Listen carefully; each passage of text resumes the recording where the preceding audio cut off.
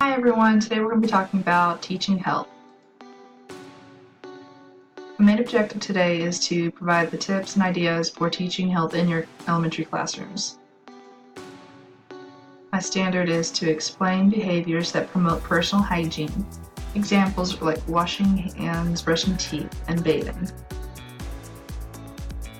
My first academic journal is Personal Hygiene by Rebecca J. Frey. The three things I took from it were laundry, bathing, and oral hygiene. Now, of course, with laundry, your lower elementary students will not be able to do this.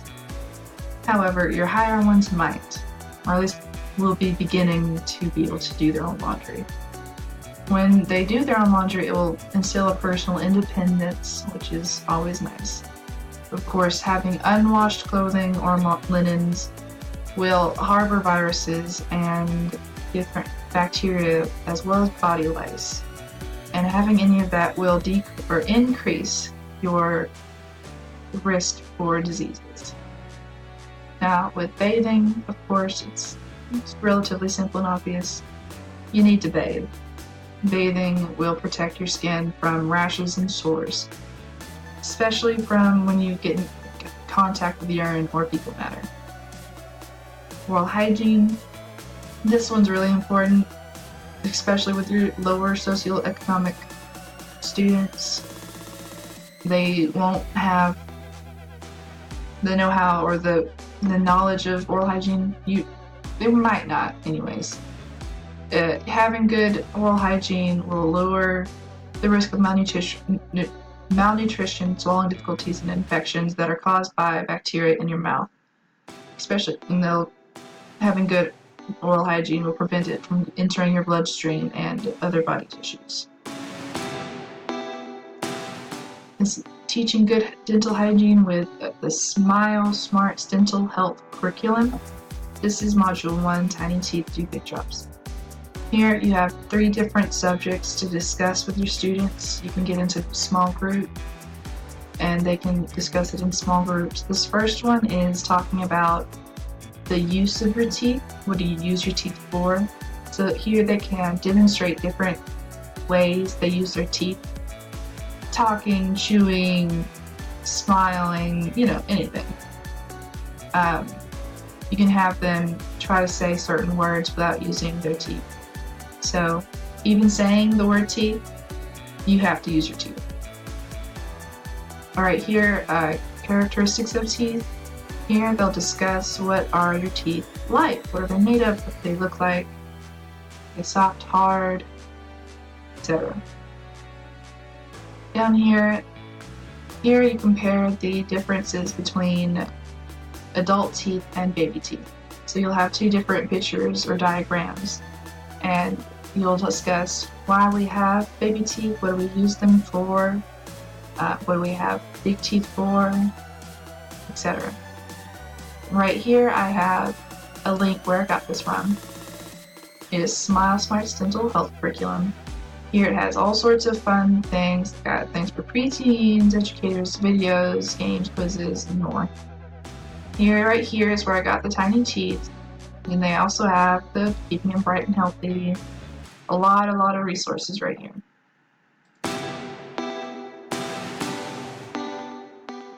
Here I have a short 2-minute video about the effects of soda and sugary drinks on your teeth. This with Dr. Gary Cash. He'll explain how these affect your teeth and why they do that. It'll talk about how the soda and whatnot will weaken your tooth enamel.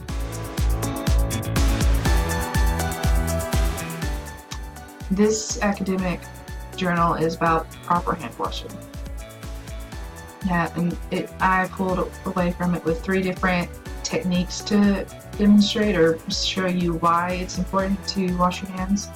So with this one, visual experience, it's talking about how when you get like a little bit of flour in your palm, you don't have to get much, and you blow it into the air. This is demonstrating how easy it is to spread germs in the air, or how easy it is for it to get any and everywhere. When you incorporate smells in your lesson or with your washing hand lesson, you can get vanilla extract, put it on a cotton ball, and kind of put that onto your door handle or anything, anywhere that's frequently touched. And with that, the students will come in and grab the door handle, and they're in their hand, and anything that they touch for the rest of the day will smell like vanilla. And at the end, you of course can go and have your students try to find all the different things that smell like vanilla. Again, just saying how important it is to wash hands. Now, with glitter will be everywhere, it's in the title, glitter will be everywhere. And similar to the other two, in that it's also demonstrating the same thing. You'll get a couple volunteers and you'll roll some glitter on their hands, and then at the end of the day, you will go and find everything that has glitter on it.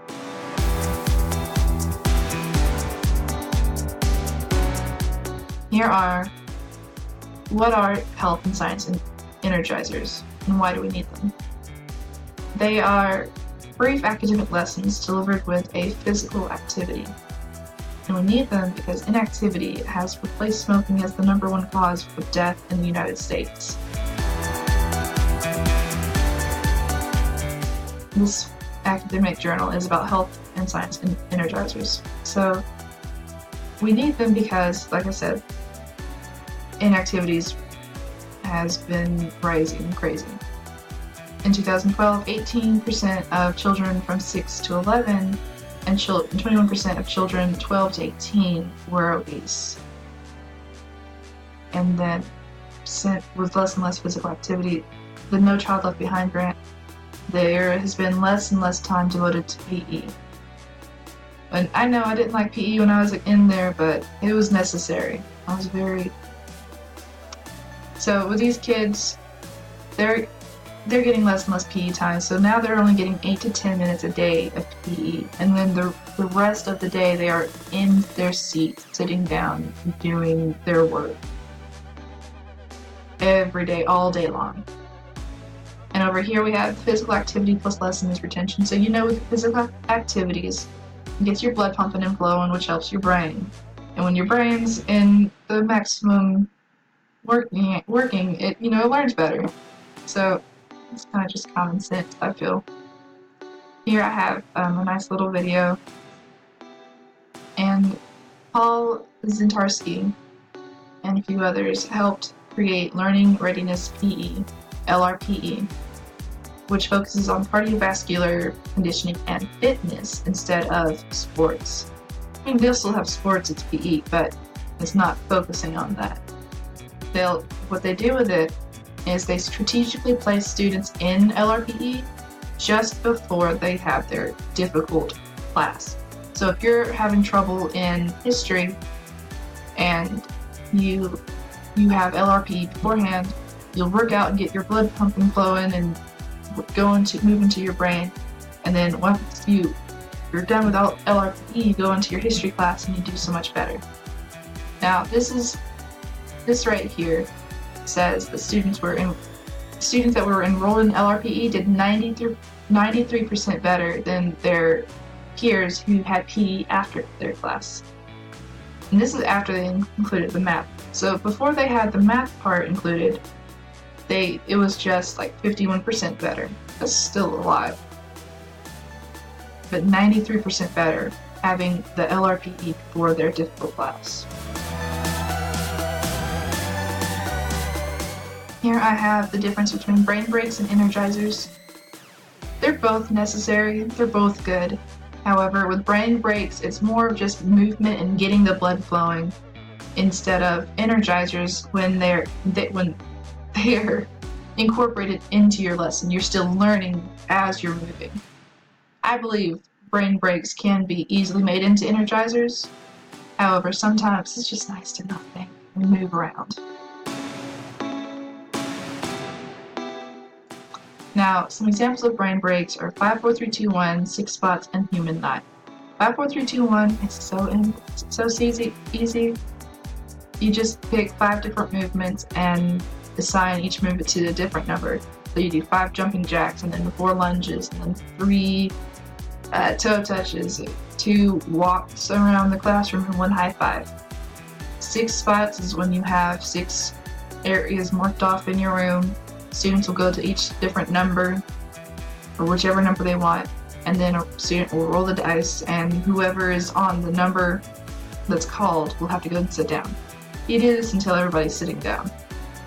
Human knot is when you divide up into 8 small groups of 8, and the students will have to grab hands with someone who's not directly beside them, and the challenge is to untangle and become a circle without releasing. So if I have someone right here and someone right here, I will have to grab onto this hand. Okay, so some examples of energizers are, we have the chapter review charades. So with this one, it's pretty simple. You just do some charades. So you'll have them separate into small groups, and you'll make the cards or whatever concept you're teaching. And one member will pick a card and act it out, but the group will only have 2 minutes to guess the concept, and they have to keep marching or jogging in place until someone guesses it correctly or until the time is out. Alright, now go with the flow. It's mainly energy, but you probably could incorporate this with something else. You have the 4 different groups, 4 equal groups, however you have to divide. People in the sun group will walk in a circle.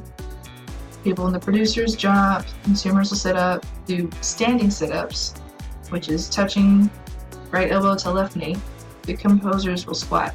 In the sun, students will gather up the energy, which can be a yellow ball, whatever you need, and they'll walk it to the producers, and then go back to their area and continue walking in circles.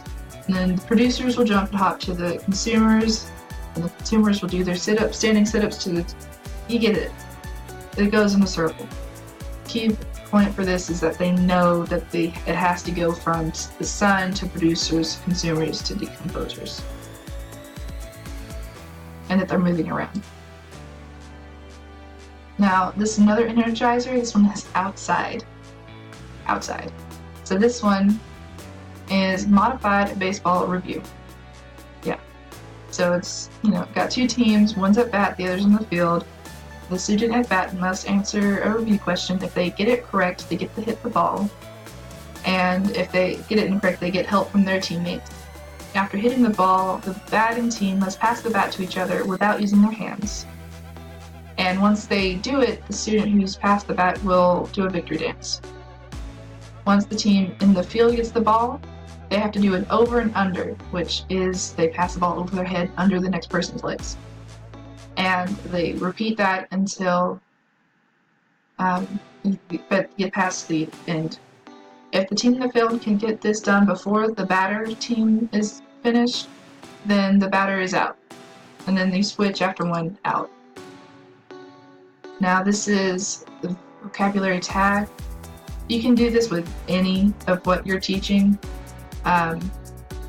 This vocabulary list, corresponding activities should be anything. Should be posted up so they can remember. You have Jean, jumping up and down, jumping jacks, lunging right, lunging left, toe touches, twisting at the waist. So it could be, your vocabulary could be anything, like I said. The students will stand at their desk and march in place until the teacher tags the student or asks for a volunteer. Once the student is tagged, they will define or explain the vocabulary word or the concept from the overhead list. All students will then perform the activity with that word. And they'll do it for 10 seconds or 10 times. I wouldn't put an exact number on it, I guess. The time is called, and the students will begin to march in place until they get through the entire vocabulary list. Here I have another link where I got these energizers, and let's kind of scroll to page 10, and it'll have some helpful hints and different things and resources. Here's some different resources. Principles right here is some teachers that you can use for yourself. And then right here it has a whole list of all their different energizers. And these right here are the ones that are adaptable to any of your subjects. So Theory